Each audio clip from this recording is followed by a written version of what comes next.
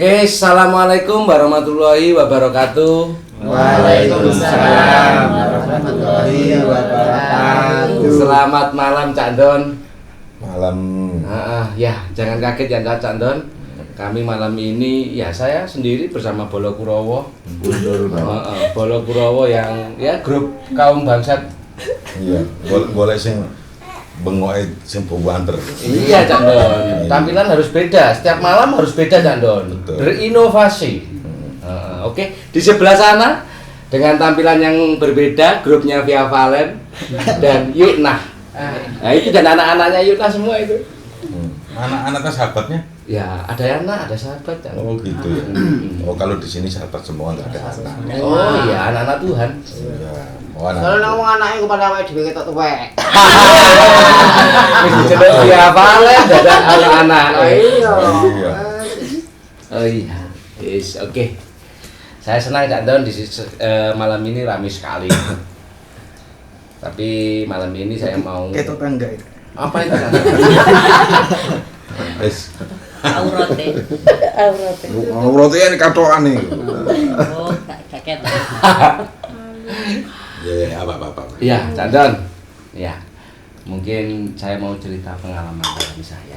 Langsung to the point saja, kalau enggak pakai basa-basi Cak Don. Karena ini yang saya alami selama ini Cak Don. Ya jujur aja Cak Don. Selama saya belajar di sini, ya belajar mengenal Tuhan setelah terhubung dengan Tuhan ini, ya jujur Cak Don. Pandangan visual saya ini sebenarnya nggak dikasih bagus. Dan saya nggak pernah melaporkan itu sama Cak Don. Oh gitu. Pada awal-awalnya, ya dulu bagus, kemudian pudar, kemudian bagus lagi. Apa begitu itu tergantung rasanya ya Cak Don? Betul. Semua kalau kamu merasa lebih baik, merasa bisa gitu, bisa merusak visualisasi. Atau matamu tidak kamu gunakan, mata dohirnya dulu tidak kamu gunakan untuk selalu mencari pelajaran-pelajaran apa yang kamu lihat. Ini juga akan merusak visualisasi. Sebenarnya sih suatu saat saya yakin kamu juga pernah merasakan jelingnya, cuma tidak kamu ingat rasa apa pada waktu itu. Nah, itu kemungkinan banyak hal di situ, atau mungkin kurang berlatih. Kamu tidak yakin dengan pengalamanmu sendiri, akhirnya menjadi burak. Itu ketika kamu yakin dan sering kamu latih berulang-ulang, semuanya akan jeling kok. Cuma itu mau kamu hantam dirimu, kamu buat sekat dirimu sendiri, kamu tidak yakin apa yang kamu alami. Padahal pendengarannya kan sudah baik toh. Ya audionya bagus. Audionya cuma visualnya yang kurang. Bagus. Itu sering-sering coba dilatih lagi. Boleh diawali dengan terpejam dulu, setelah itu buka pelan-pelan sampai di sana bertahan bagus. Begitu saja. Iya. Tapi saya kadang kala teringat apa kata-kata yang Cak Don dulu. Memang teman-teman ini bermacam-macam dikasihnya. Artinya ada yang dikasih visual bagus, tapi cara penyampaiannya kurang baik atau kurang lancar. Ada yang memang visualnya bagus, berarti dia memang karakter pengomandu kalau proses begitu. Nah itu bagaimana Cak Don? Ya, makanya rata-rata yang dapat visual bagus rata-rata memang dia bukan penganalisa yang baik. Nah, ini harus kamu pelajari. Oh, kalau dia bukan penganalisa yang baik, berarti dia mendapatkan satu pengalaman itu ya dialami aja. Kadang-kadang kamu dapat gambaran satu saat sudah kamu analisa. Alami dulu, dialami dulu. Itu yang tidak kita pelajari kepada teman-teman yang dikasih kemampuan visualisasinya baik. Lihat mereka yang dapat visualisasi baik, ternyata malah dia nggak tahu apa-apa. Bahkan dia mendapatkan banyak hal yang sedang kita bahas biasanya. Orang-orang sini kan merasa nggak bisanya kuat. Kemungkinan itu merasa nggak bisanya nggak selalu melekat pada diri kita sehingga visualisasi kita menjadi kacau. Atau memang, tapi jangan terpatok dengan satu bahasa, kemampuan yang berbeda tujuannya adalah satu, bahwa umatku kembali padaku, misalkan seperti itu ya. ya. Ya sudah, itu yang visualisasi saya, yang bagian pendengaran nggak harus seperti itu, jangan dipatok seperti itu. Kalau bisa panca indera dalam itu sama juga di panca indera luar. Kadang-kadang visualisasi tidak menjadi baik kalau tidak yakin apa yang kamu lihat pertama. Masa sih kok orang ini yang ketemu? Nah, itu kadang-kadang pada waktu ketemu Tuhan awal-awal kan banyak yang membantah. Masa Tuhan seperti ini? Akhirnya kadang-kadang visualisasi itu menjadi kacau. Maka langkah awal ya minta maaf kalau itu pernah terjadi, yang minta maaf kepada Tuhan. Ya harapannya kita semuanya secara visualisasi bagus, alat perasaannya itu bagus, pendengarannya bagus, biar kita benar-benar enak. Tapi yang penting nggak perlu putus asa. Kita nanti kan saling memikirkan apa-apa yang menjadi kendala bagi teman-teman kita semuanya. Apa yang pernah merasakan juga visualisasi? Saya juga pernah. Oh, Semuanya Boleh menyampaikan ini? Oh, ya? boleh. Yang dialami teman kita di SIAT itu juga pernah saya alami tentang visualisasi yang kurang baik.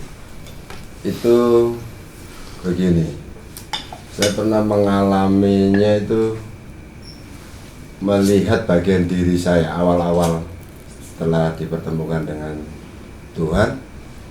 Saya belum dikasih bisa waktu itu melihat bagian diri saya di sana. Contohnya seperti ini, ketika mendengarkan pengalaman teman-teman yang di atas, melihat bagian dirinya menjelaskan usianya segini, terus face-nya seperti ini, tampilan seperti ini, melihat bajunya atau apanya, itu teman-teman bisa. Waktu itu saya nggak bisa. Begini loh melihatnya, ya kayak gini loh Mas, lihatnya pakaiannya, bisa meraba, sampai nggak bisa. Itu cukup lama tuh Jandon. Nah terus Sampai saya mungkin mengalami, dikatakan stres juga stres. Tanya ke sana kemari, ya jawabannya sama, ya solusi ya. Tapi menurut saya waktu itu belum menjadi solusi untuk diri saya. Tapi saya berusaha untuk terus mengikuti, belajar. Waktu itu saya diikut sertakan, diberi kesempatan untuk ikut proses-proses itu.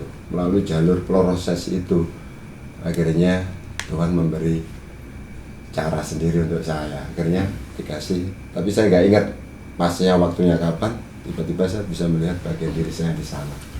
Seperti itu Jandon. dulu pernah mengalami, tapi sekarang sudah tidak, ketika kamu sudah banyak melakukan proses itu ya. Iya. Ternyata itu membantu kamu akhirnya bisa melihat dirimu ya. Iya. Atau bisa melihat bajumu kayak apa, atau lihat objek di depanmu Iya. siapa, akhirnya lebih terinci sekarang. Iya.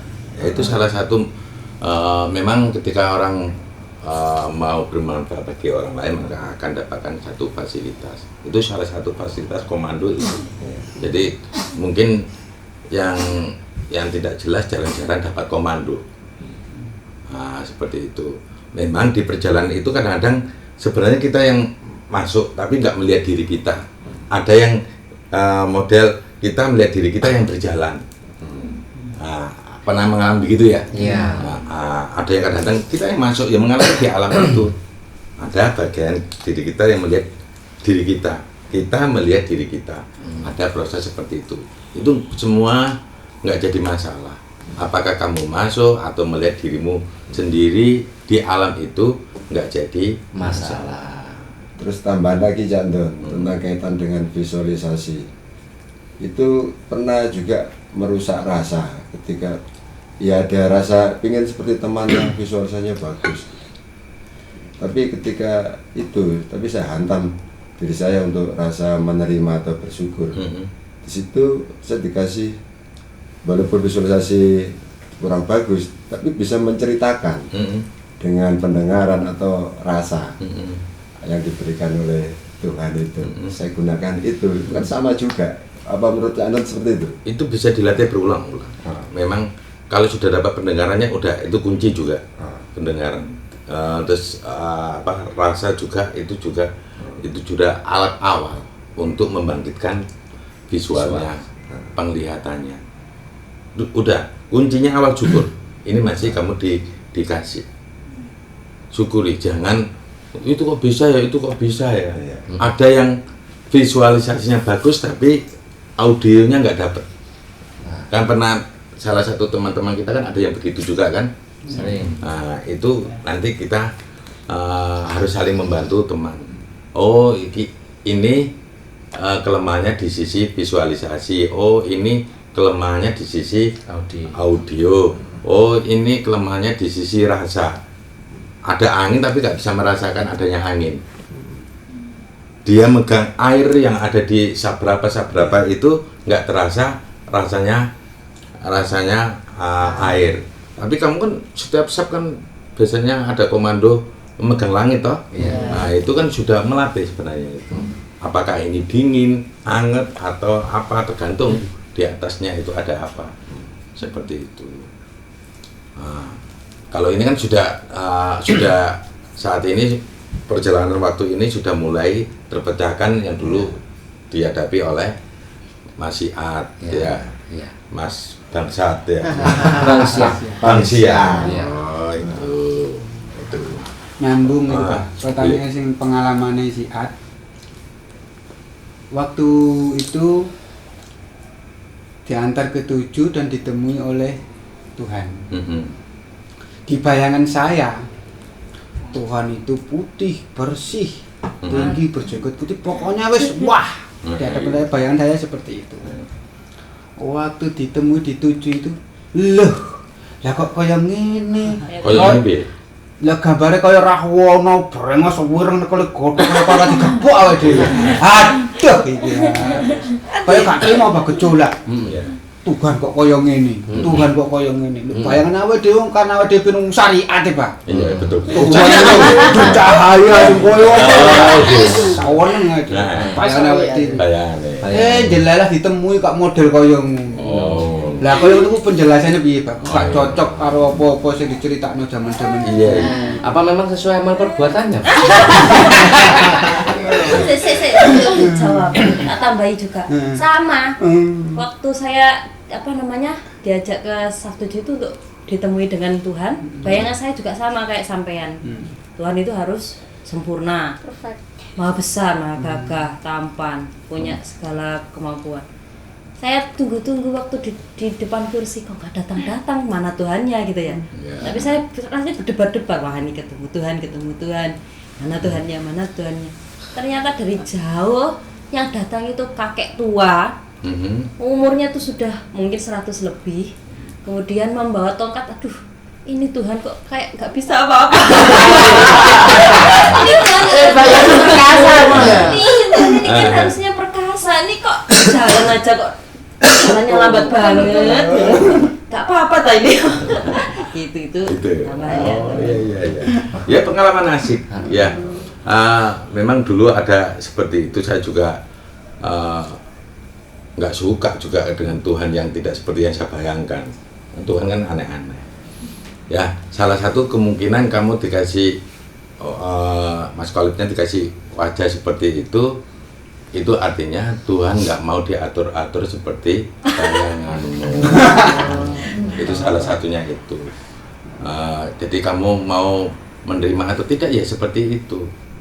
Nah, mungkin awal-awal kok bayangannya kok tidak seperti kamu bayangkan. Biasanya Tuhan menemui sesuai dengan karaktermu di dunia. Api yang paling badai. Semua perkasa bawa godhong. Ya, kamu kan berkoso bengap. Ya. Itu kayak melebihi kayak Rahwana nih. Nah, itu alasan Tuhan dulu apa? Memang saya nggak bisa seperti iblis, seperti setan melebihi iblis, melebihi setan, memang nggak bisa. Saya pikir iya ya, Tuhan kan sah-sah aja nggak mau kalah dengan ciptaan-ciptaannya. Makanya waktu itu ya terima aja. Tapi kan kesini harinya kan sudah berubah kan? Berubah. Bersamaan dengan karaktermu berubah, insya Allah Tuhan juga menemui dirimu sesuai dengan perubahan karaktermu. Nggak mesti harus sama saat bertemu itu aja, enggak. Tuhan itu maha bijaksana kok. Tuhan itu bisa maha menyerupai. Nah itu seperti apa pengalamannya sahabat kita Tia juga sama. Oh kok tua? Dia menggambarkan Tuhan seperti yang dibayangkan sebelumnya, ternyata lo. Nah ini apa? Sama seperti ternyata Tuhan nggak seperti yang kita bayangkan. Artinya di situ seberapa kamu yakin mau menolakkah? Atau dengan kata lain, itu mau Tuhan nggak mau diatur-atur, menjumpai dirimu dengan bentuk apa, itu nggak bisa diatur-atur Tuhan. Atau itu membuat diri kamu lebih yakin karena apa? Ketika saya datang ternyata tidak sesuai dengan gambaran, berarti itu bukan dari pikiranmu, bayanganmu, khayalanmu, imajinasimu, ya itu yang terjadi. Justru kalau itu sesuai dengan bayanganmu, itu malah yang menakutkan. Kamu akan terjadi bentrokan di dalam dirimu. Dengan pola pikir. Iya, oh Tuhan sesuai dengan pola pikir saya ternyata. Nah, ternyata kalau pengalaman begitu harusnya bersyukur. Tuhan ternyata tidak sesuai dengan bayangan saya. Kalau tidak sesuai dengan bayangan saya, itulah yang benar. Nah, apakah itu nanti iblis atau tidak sudah ada caranya toh? Yeah. Harus salam. Kalau salam itu hanya bisa dijawab oleh Tuhan saja. Makhluk manapun, nabi atau malaikat nggak bisa menjawab salam ini. Karena salam ini khusus untuk Tuhan. Apa salamnya? Assalamualaikum warahmatullahi wabarakatuh. Kalau dengan jurus itu, ilmu pokoknya kan pernah disampaikan oleh Tantan sendiri dulu. Harusnya seperti itu. Kalau berjalan ke rohani jangan bertanya-tanya, alami aja, gunakan ilmu pokoknya. Apa yang kamu lihat, ceritakan. Kan ada komando di sana. Kalau kamu nanti nampak tersesat kan ada komando. Jangan takut. Kita berjalan di sini nggak berjalan sendirian, kan bersama-sama. Enaknya berjalan sama-sama, ada komunitas sama-sama, sudah terbiasa ketemu Tuhan, ada yang sudah mempelajari energi Tuhan kayak apa, energi malaikat kayak apa, energi jin kayak apa, seperti itu. Jadi asik aja, nggak usah takut ketemu setan. Kalau bisa setan kita ajak ketemu Tuhan. Soalnya kan setan sekarang ini lagi bebas job. Soalnya jobnya kan dipakai oleh manusia semuanya. Makanya diajak aja setannya. Nggak usah macak-macak jadi Tuhan, ya diajak. Sahabat, Pak, diajak sahabat. Ya jadi sahabat. Ada yang mengalami sama? Alam itu semuanya nyata, nggak ada yang bohong. Ya, alam kuburan, ya itu nyata. Nyata bagi orang yang berada di kuburan. Tapi orang-orang yang sudah biasa ketemu Tuhan, alam kuburan itu menjadi nyata. Orang-orang yang sudah ketemu Tuhan itu bisa memasuki aneka alam.